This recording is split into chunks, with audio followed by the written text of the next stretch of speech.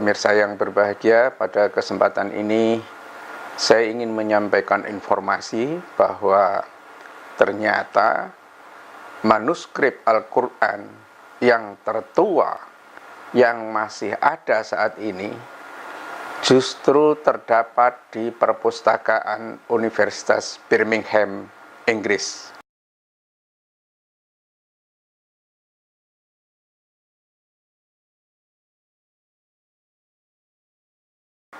Ya, bukti dalam temuan ini ditunjukkan dalam sebuah analisis radiokarbon, ya, yang menunjukkan bahwa perkamen yang dipakai dasar sebagai penulisan teks ayat-ayat Al-Quran ini menunjukkan tahun sekitar 640-an.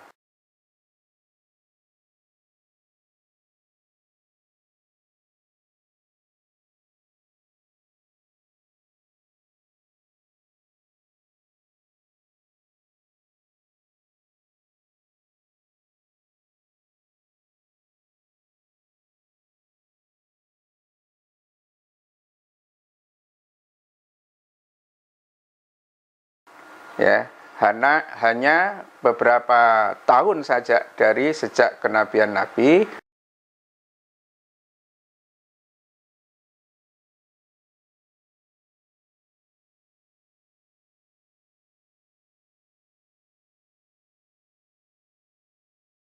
atau persisnya itu adalah era di mana Utsman bin Affan menjadi khalifah.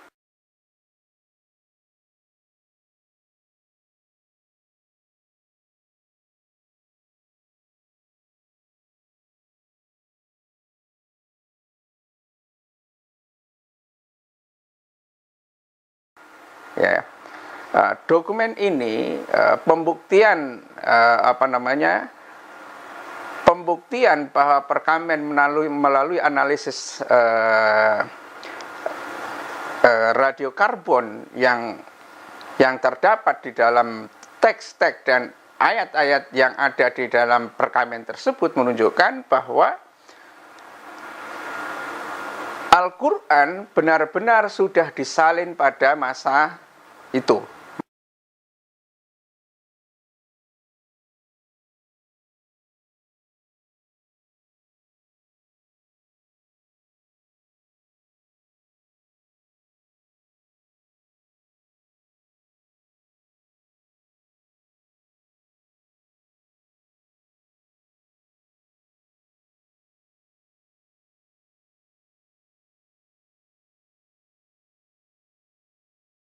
Manuscripts found at the UK's University of Birmingham could be part of the world's oldest Qur'an. This is according to new tests.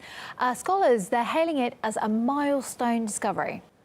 But some say this could rewrite the history of Islam because carbon dating suggests part of the text predates the Prophet Muhammad. Well, we spoke to Professor David Thomas from the University of Birmingham, who examined the manuscripts.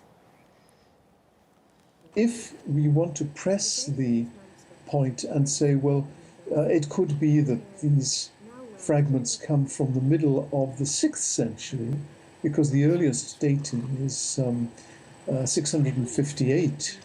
The earliest dating within the range is 658. Then that would raise huge questions about the traditional origins of Islam.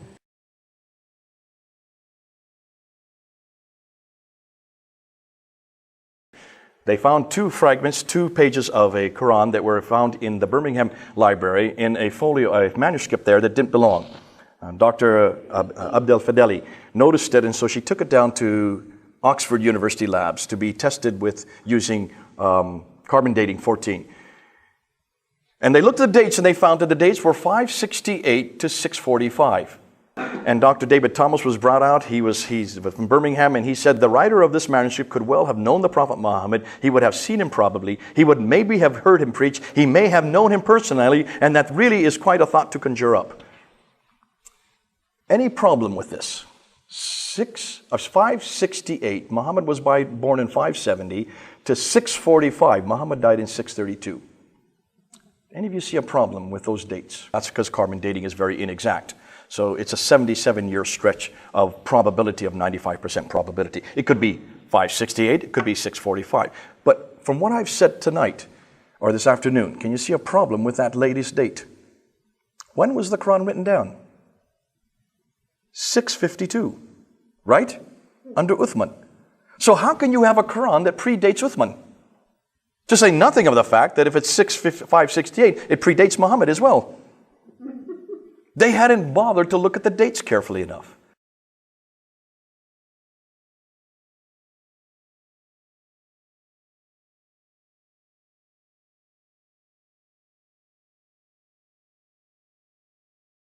But the Birmingham folios, when you look at it, you will notice that it includes Surah 18, Surah 19, and Surah 20, the two folios that we're looking at that are dated then.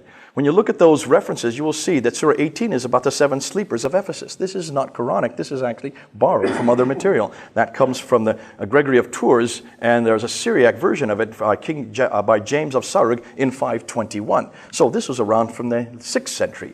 Surah 19 comes a Syriac work from the Proto-Evangelium of James and Gospel of Pseudo-Matthew from the 3rd century. And of course, the story of Moses, Surah 20, is exactly straight out of our Bible. So all of these predate the Quran, do they not? These are nothing more than borrowed stories.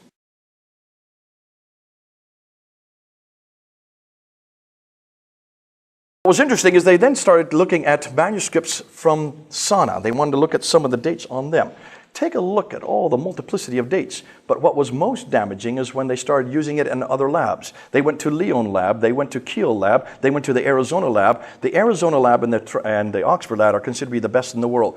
And look at the dates they found on those manuscripts. 388 to 535, that's even before Muhammad was born. 443 to 599, Muhammad was less than 20 years old. 430 to 611, 443 to 599. These are way before Muhammad. These are way before the Quran, because the Quran was only introduced in 610, according to the Islamic traditions. Finalized in 652, or 632, excuse me. See, these go back to the 5th century. What does that suggest, and what are these documents? I would suggest that these are the very documents the Quran borrowed from. When you look at the Quran, a good 70% of the Quran is borrowed from other sources, mainly Jewish apocryphal writings and Christian Syriac sectarian writings. Dr.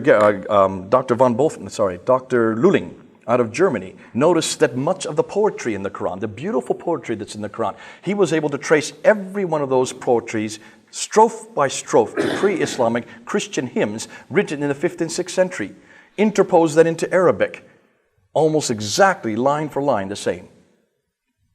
Muslims claim that this is the miracle of the Quran, because how could a man who could not read or write such beautiful poetry? I would suggest that they should give credit to the Christians that wrote it and have nothing to do with Muhammad. Masa khalifah, di mana memang pada masa itu metode yang digunakan oleh dari sejak Abu Bakar, kemudian Umar, sampai dengan Utsman adalah melakukan kodifikasi penulisan dari semua sahabat-sahabat yang hafal Al-Quran